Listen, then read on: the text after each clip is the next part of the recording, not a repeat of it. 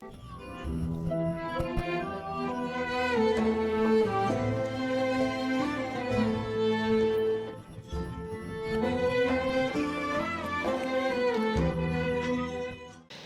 اور احتیاط واجب لگائی سید سیستانی دامت اللہ علیہ نے کہ آپ جو ہے باہر جب تک ممکن ہو آپ سائے کے اندر نہیں بیٹھ سکتے. سائے والی جو جگہ ہے وہاں پہ آپ نہیں بیٹھ سکتے.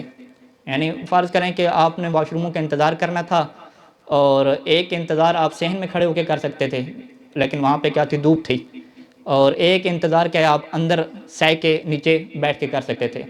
تو اگر آپ بیٹھنا چاہ رہے ہیں، کھڑے نہیں ہونا چاہ رہے، بیٹھنا چاہ رہے ہیں، تو سائے کے اندر بیٹھنا کیا ہے، احتیاط واجب کے طور پہ جائز نہیں ہے. ٹھیک ہے، تو باہر اگر آپ چل رہے ہیں یا کھڑے ہیں تو پھر سائے کے اندر ہو سکتا ہے، لیکن جب بیٹھنے کی باری آئے گی اور دوسرا آپشن بھی موجود ہے. دوسرا آپشن کون سا ہے؟ سائے کے بغیر والا، کہ سائے کے بغیر والی جگہ بھی ہے، وہاں پر بھی بیٹھ سکتے ہیں. امکانی صورتحال میں اگر آپ باہر جا کے بیٹھتے ہیں سائے والی جگہ کے نیچے تو احتیاط واجب کے طور پہ یہ کام بھی جائز نہیں ہے. یہ احتیاط واجب لگائی. ایک اور مسئلہ جو ہے وہ پیش کیا گیا یہاں پہ کہ کھانے پینے کا جو مسئلہ ہے جی، وہ اس بندے کو جو ہے وہ کھانا پینا لا کے دینے والا کوئی نہیں ہے اور اس نے باہر دکان پہ جانا ہے تو تب جا کے وہ سحری افطاری کا سامان اپنے لا سکے گا. تو یہاں پہ بھی صحیح سے نے لکھا کہ اگر کوئی دوسرا بندہ ہے کہ جس کے ذریعے سے اپنا کھانا پینا منگوایا جا سکتا ہے تو پھر اس کے لیے باہر جانا کیا جائز نہیں ہوگا.